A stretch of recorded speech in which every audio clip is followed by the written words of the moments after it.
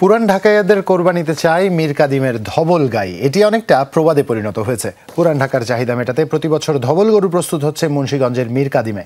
সুন্দর গড়ন আর সুস্বাদু মাংসের কারণে দেশ জুড়েই বাড়ছে চাহিদা।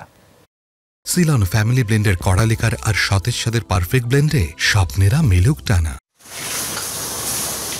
সাদা দেহে গোলাপি আভা, মুন্সিগঞ্জের মীর কাদিমের ঐতিহ্যবাহী ধবল গাই দেখতে যেমন আকর্ষণীয়, মাংসও বেশ সুস্বাদু। তাই এখানকার গরুর পরিচিতি দেশ জুড়ে। বিশেষ করে কুরবানিতে পুরান ঢাকার অধিবাসীদের অনেকেরই প্রথম পছন্দ মীর কাদিমের ধবল গাই।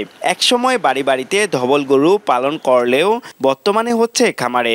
ঈদকে কেন্দ্র করে পশু পরিচর্যায় ব্যস্ততা বেড়েছে খামারিদের।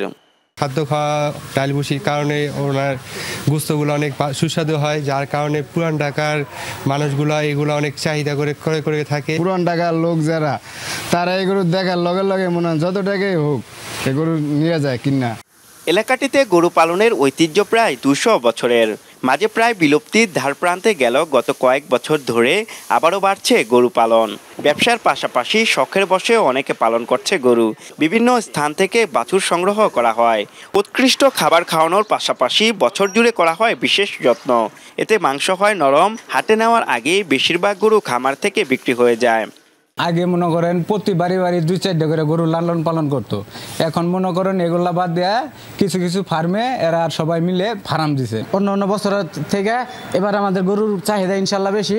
আমাদের গরু বেশিরভাগ হাটে নিতে হবে না ইনশাল্লাহ, আশা করি। আমরা দানা খাবার খাওয়াই, বুঝলেন, সুস্বাদু খাবার খাওয়াই।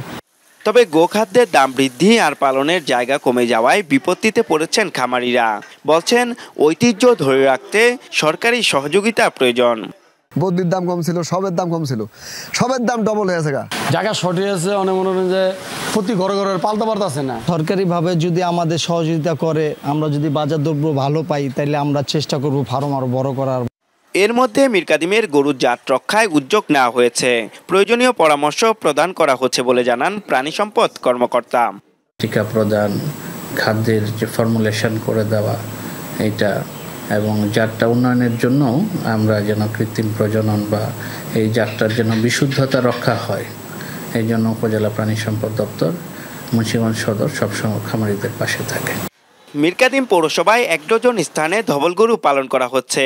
3 থেকে 6 মণ ওজনের এক একটি গরুর দাম 1 থেকে 4 লাখ টাকা হাঁকাচ্ছে খামারিরা। আরাফাত রায়হান সাকিব, যমুনা নিউজ, মুন্সিগঞ্জ।